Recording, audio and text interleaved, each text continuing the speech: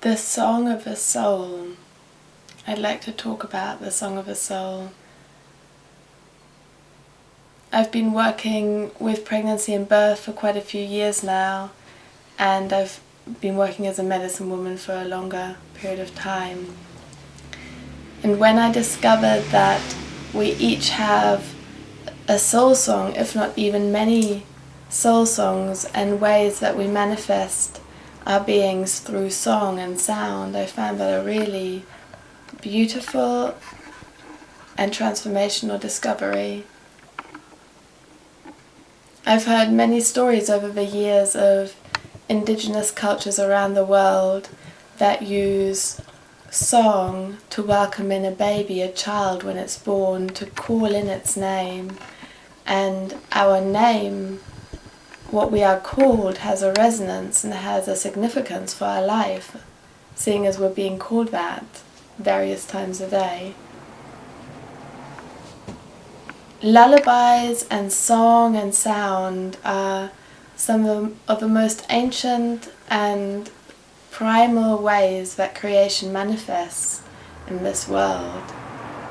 So, sound and song are also some of the most powerful and potent ways that we have as gateways to our souls.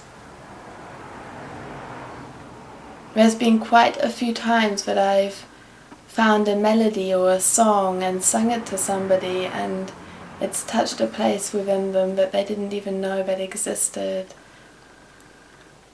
But how many of us really allow ourselves to sing, if we're not professional singers, to connect with sound in our bodies and sing our song, to sing to others, to sing in a group, something that has always been a part of community building and a part of our life as human beings. Dancing and singing has somehow become something separate, something that you do in a singing class, or that you do at school, or maybe you have a teacher, or maybe you go to choir, but actually sound and singing is part of our innate human makeup. It's part of the way we come onto the earth. We are created through sound.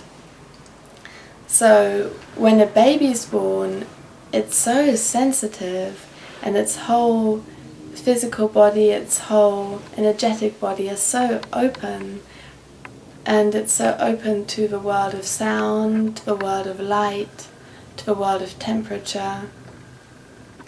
There's some beautiful midwives around the world using lullaby and song to welcome the children in, and I found working with women, helping them even in pregnancy to remember how to sing, to have the confidence to sing, to remember that lullabies are one of the most ancient arts we have, singing lullabies to our children that connects us to the heartbeat of the earth, and it connects us to our own heartbeat. It's really possible to open up into the world of sound and receive and hear your own soul song. And that can be a really powerful and transformational process of opening up the chambers of sound in the body. The voice can be used for so many things, for communicating, for singing, for healing.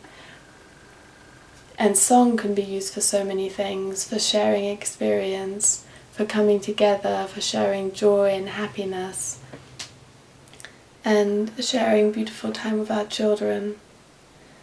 So I've been using song more and more in my work with women, in my work with groups, in my healing sessions with my partner.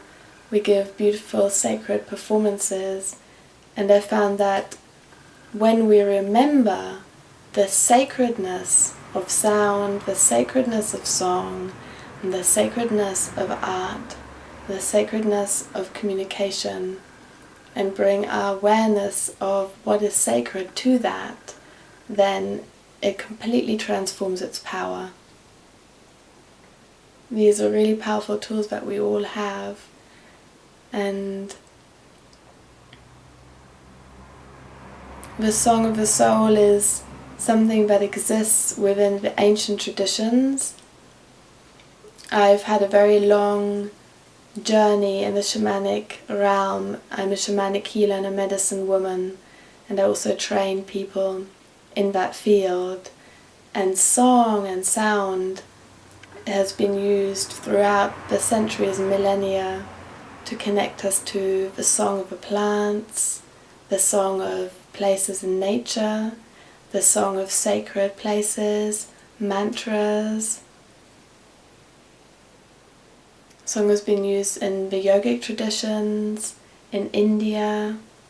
Song has been used in many, many, many indigenous traditions to create sacred space. In New Zealand it's used a lot by the Maori population. So I found this to be one of the most heart-opening ways to really quickly and easily access sacred space. And being in touch with our soul and being in touch with the sacredness of our daily life is maybe one of the most important things to remember today. Because life has become so busy and there's so much information and so much noise and so much around us that it's easy sometimes to forget that we carry that power within ourselves. And as women, it's even more obvious because we have a womb that creates, and that's a creative center. But for all of us, our sacral chakras is the place where we create sacredness, and the song of our soul can be heard through our heart and through our belly and expressed through our throat and allowed to flow forth and allow ourselves to expand into the world and share our presence and our love when it's so needed. So listen and sing.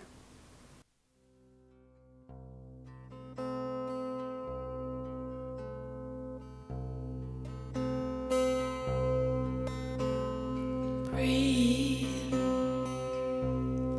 Open your eyes. Look into those infinite skies. Breathe.